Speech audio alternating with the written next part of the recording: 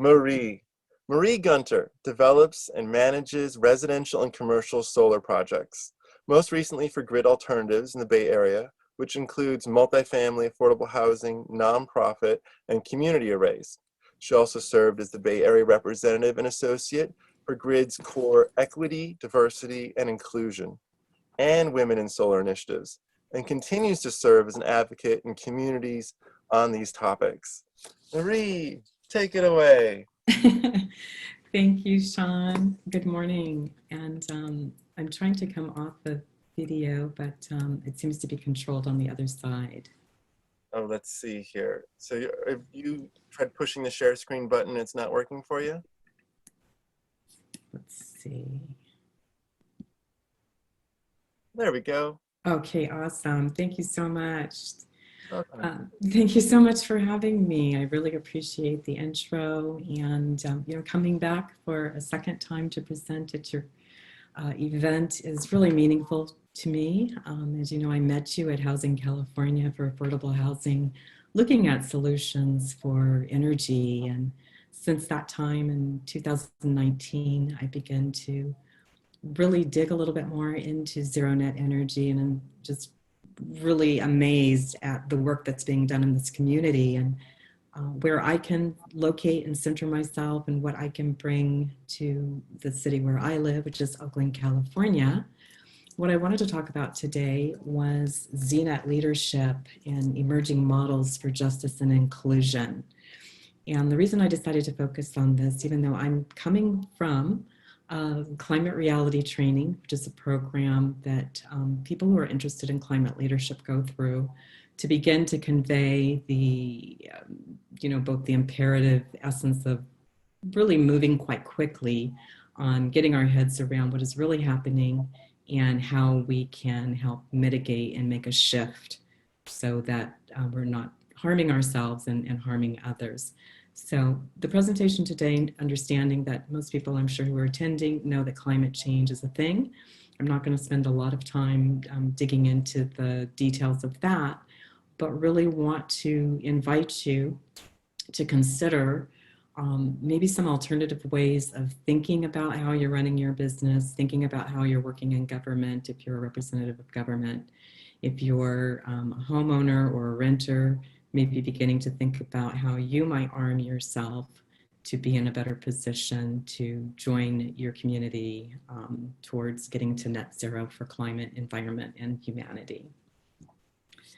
So with that, I'm going to go forward. We're going to have about 20 minutes and there'll be a little bit of time at the end for questions. This original presentation is a bit longer, so if anyone is interested in getting statistics, visuals, more meat into the presentation, you can email me at the end and I'll be happy to send that to you, and I'll provide it to Sean as well.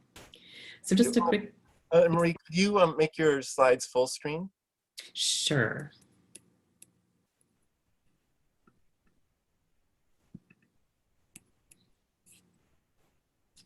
Let's see, how do I do that? Oh, I know. Excuse me. Is that better? Perfect, thank you. Okay, awesome. Thanks for letting me know. Yep.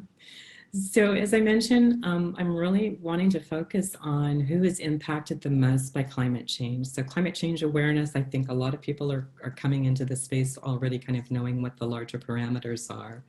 What sometimes gets left off the table for discussion because there's, a lot of complication around approaching vulnerable communities. But it's really important to include that in our broader view because vulnerability varies over time and it's very place specific. So if you compound that with, fire threat and flood threat and all of the things that you can imagine that are coming on top of just what zero net technology is trying to address in community and inside the home, you can begin to get a picture of what any individual in that type of community, which we call a frontline community. Oftentimes people will associate that with a certain color or a race, but really what frontline refers to, definitely including BIPOC community, so Black, Indigenous, people of color, but also immigrants, refugees, low paid wage earners, anyone who is sort of outside of the, as we would say, sort of privileged system, and getting sort of diminished returns in terms of their ability to be able to combat some of these structural issues. So, kind of once we've presenced that, then the first question really to ask ourselves is, what does it mean to be a leader in the face of climate change? So whether you're a zero net leader working on technology or policy, whether you're a community-based organization, a nonprofit with a very strong solution like Grid Alternatives that Sean had mentioned that I worked for. They're doing really great work in the community in terms of providing equitable energy solutions to affordable housing. Or whether you're in local government working on policy, which is an area I'm just learning about. It's essentially, sort of instead of working in silos, begin to see how we might be able to turn around and face one another and really not only work together in coalition, just those 3 units, but with this idea that vulnerable community needs to be brought more closely into the equation. And, how will we do that? So one of the things I'm going to cover is a framework for thinking about that. And something specific that emerging leaders can do is, as just gave you an example of, realizing the gap, sort of lifting it, right? So that you can sort of look around and see what's going on, bridging the gap, and how might you do that, and unifying the gap. And I'm just going to read a quote that comes from the Climate Reality Project. One of the presentations there is, we're thinking about disproportionate effects of climate change and marginalized frontline communities. One way to maybe center it in your mind is to think about why climate change is a global phenomenon. Certain groups, including people of color, indigenous communities, and those living in poverty, immigrants, refugees, experience its effects to a far greater extent. And so not just letting that land, but really thinking about why that might be. Why might that be the case? And have you ever asked yourself, what are some of the physical ways in which businesses and political decisions combined, so combined is a really key word there, with climate change, have disproportionately affected marginalized communities' health, quality of life, and potential to thrive? And one of the areas that I focus on, which is housing, affordable housing, we're of course mostly thinking about the inside of that environment. There's a statistic, and if you get my broader presentation, you'll see more numbers aligned with this, that we spend about 87% of our time in the household. So imagine if you're living in one of these frontline communities where outside pollution is already horrendous, if you're living in one of these communities due to diesel fuel, toxic waste, particulate matter from fire hazards. Most of these frontline communities on a scale from 0 to 100 are living in regions or zones that are up in the high 90 percentile. So not only are they being exposed to harmful, we'll just use natural gas as an example, because the net zero technology is really looking to address getting gas out of the homes, replacing gas water heaters, gas stoves, trying to educate people about getting any gas powered appliance out of the home for both health and safety reasons. But the greater compounded effect, of course, is that collectively that helps to mitigate carbon in our oxygen environment, which is contributing to climate change. So everything is connected. And kind of once you begin to get that picture in your mind, and then you think about, well, what can I do? I'm already working overtime. I'm already working so hard, just focused on trying to move my bucket forward, and probably exhausted. There are some ways to kind of maybe even ease some of that tension and ease some of that lift by taking a step back and seeing the larger picture that I just described and joining forces. So if we think of number one as being the foundation, climate change as a whole, what we're all trying to address, in the net zero energy space, you think about what is actually the goal, like what are you actually doing and why are you doing it? It's not just, tinkering around with gadgets, water heaters and different kinds of air conditioners and, star energy appliances. What it really comes down to at the end of the day is people, right? People in an environment.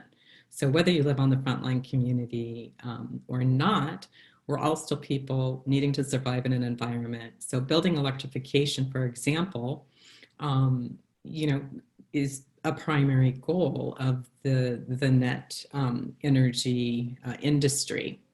But against that, right, you also have to think about disinvestment from natural gas. So it's not just so simple as going out and installing all of these really super efficient, non-harmful appliances. How are we also addressing the other side of the equation, which is, really entrenched and is sort of the standing force.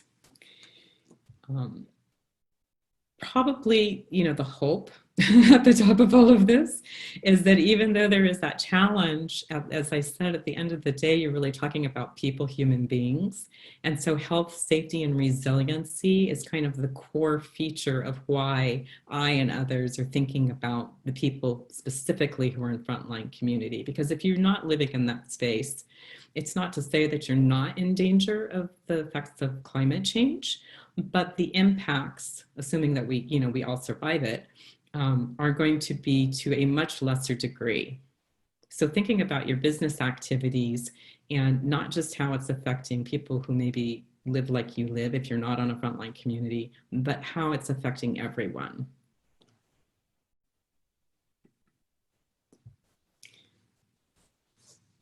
Now, who's in the framework? So I just kind of outlined a little bit, a few things. Obviously, zero net businesses. You have community-based organizations, you have local governments, but then the piece that often gets left out, as I mentioned, are the people. So you have owners, you have renters, even though everybody is sort of in the same boat, breathing the same air, some people are just not quite breathing the same air as others, both inside the house and outside the house. And so what are some of the differences? So I talked a little bit about the goals for ZNet businesses. What is the focus? What are the issues of concern and challenges that you're having? What actions are you already taking? And what results are you both looking for and are you achieving? And can they be improved? And maybe how by making your view a little bit more holistic in terms of what I've spoken to, can that shift what these differences are and the answers to those questions?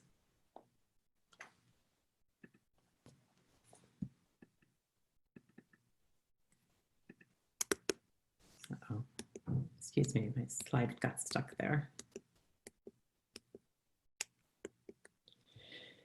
So another, I really like visuals.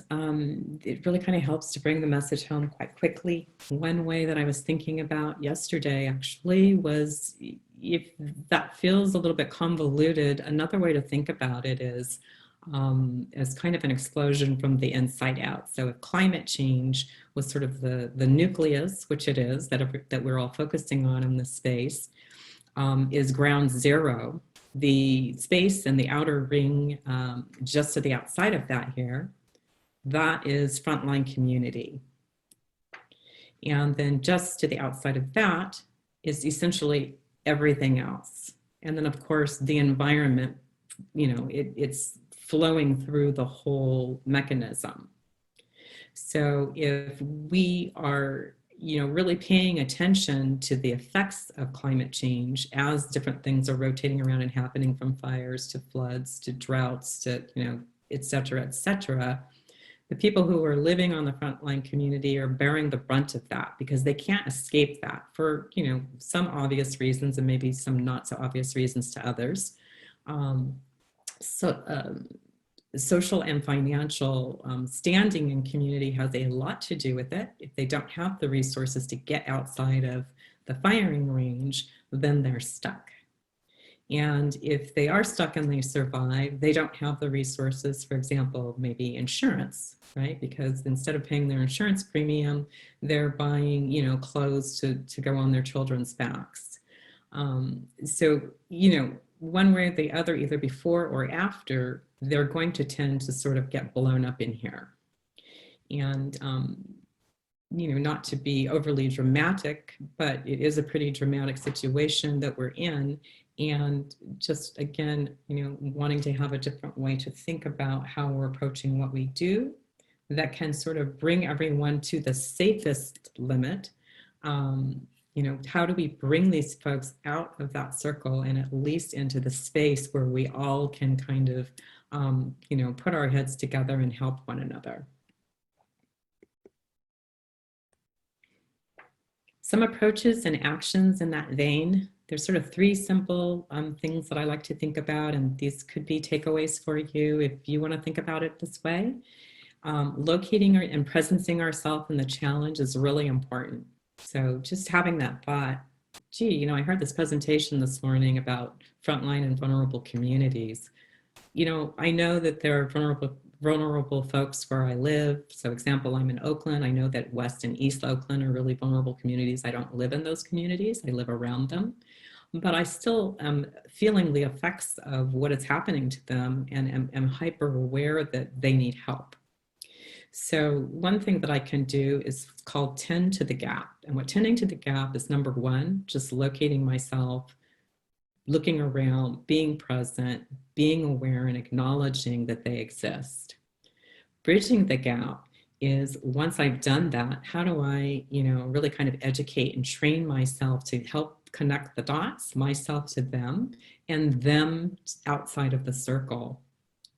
And unifying is really just talking about this concept of coalition building. I've been really impressed to see people in this community, like the Building Decarbonation Coalition, which I've recently become aware of, is an excellent example of the unifying stage. So to me, that indicates that, they've already done tending to the gap. They've already done some bridging the gap. And now they're working on unification. And it's kind of a wash, rinse, and repeat. It's not once you get to unify that you're done. There's always deeper levels that you can go. But if you can at least start working through this format, you're going to find that it's going to not only enrich the value and endeavor of what you're doing, but you're also going to truly be lifting people up. And again, this is just sort of another way to simply think about how that applies to the explosion image that I showed you earlier, right? So tending to the gap means going directly and focusing and looking at what is the problem, not sidestepping it. Bridging the gap, getting in there and figuring out ways to engage, and then unifying and bringing people out of it.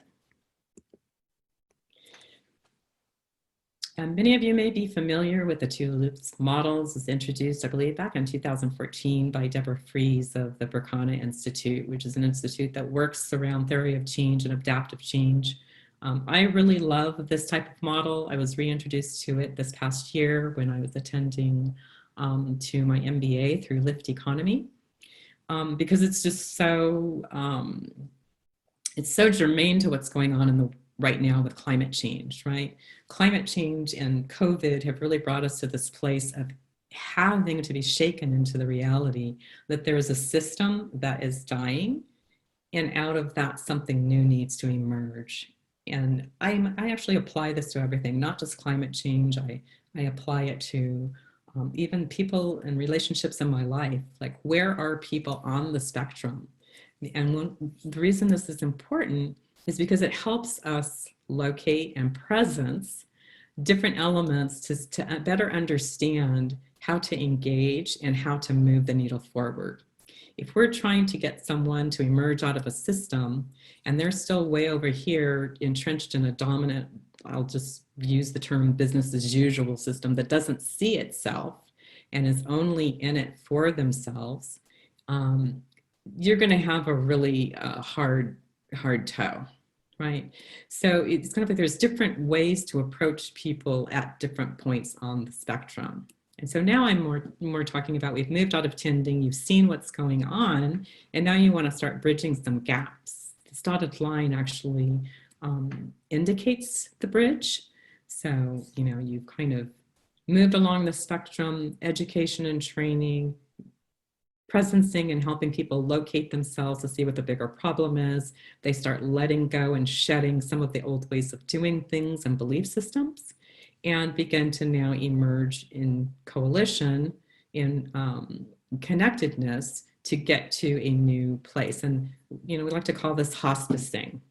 So midwifery and hospicing are terms that I use a lot in community work and in facilitation in my consulting practice, where I'm working with emerging business leaders who are addressing this whole paradigm.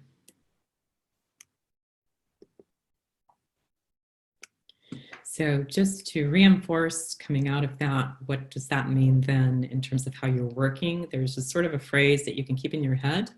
To ask yourself when you're taking action, whether it be hiring, whether it be taking on a new contract, whether it be sitting with your local government board, making decisions about policies and initiatives.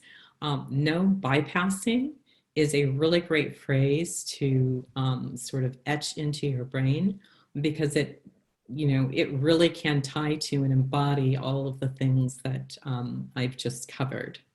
No bypassing means really no sort of jumping to the solution without bringing everyone along.